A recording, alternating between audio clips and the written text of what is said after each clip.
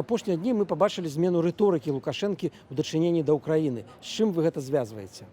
Myślę, że siłą Ukrainy, tym, że... Думаю, што з сілай Украіны, тым, што Лукашенко выдатна ўсведамляе, што знаходзіцца ў зоне дасяжнасці украінскіх дронаў, што калі Украіна здольная адпраўляць свае ракеты, дроны ў вельмі аддаленыя месцы Расіі і там наводзіць парадак, то тое ж самае яна здольная зрабіць на куды меншых адлегласцях, то бок закрануць стратэгічныя месцы ў Беларусі. W mniejszych odległościach, czyli dotknąć miejsc strategicznych na Białorusi.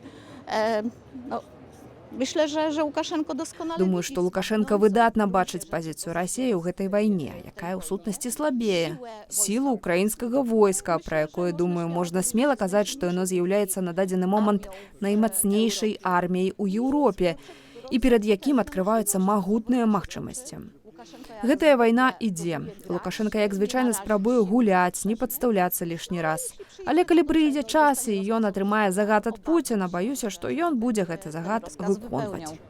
Адпаведна, тут я хацеў бы запытацца пра магчымасць наўпростага ўцягвання афіцыйнага Менску ў вайну Расіі супраць Украіны ці нават атакі на Еўропу, у першую чаргу краіны Балтыі. Наколькі рэалістычным вы бачыце гэты сцэнар і ці ёсць ён на парадку дня еўрапейскага палітыкуму? To są oczywiście realne scenariusze, jednak...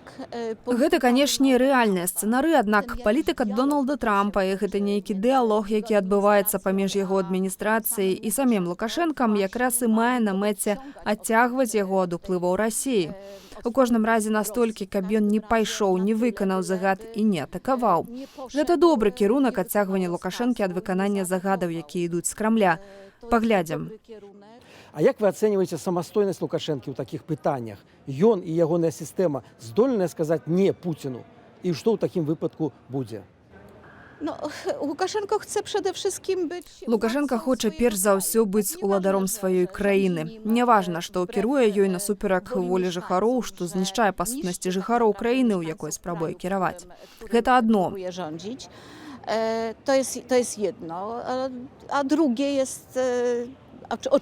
А другое відавочна, што калі ён атрымае загад з Крамля, то будзе яго выконваць. Хаця, як мы ведаем, беларуская армія не была прыцягнутая непасрэдна да канфлікту ва ўкраіне. Białoruska bezpośrednio w konflikt na Ukrainie.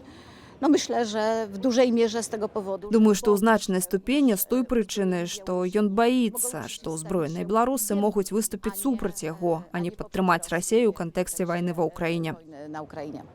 З аднаго боку мы бачым кволыя спробы рэжыму Лукашэнкі распавесці пра сваю гатовасць да дыялогу з краінамі Захаду, з другога рост рэпрэсій унутры краіны. Ці ў гэтым святле вы верыце ў гэтыя заявы самога дыктатара, а таксама ягоных лабістаў тут у Еўропе, што трэба здымаць санкцыі і размаўляць з Лукашэнкам аб нейкай нармалізацыі?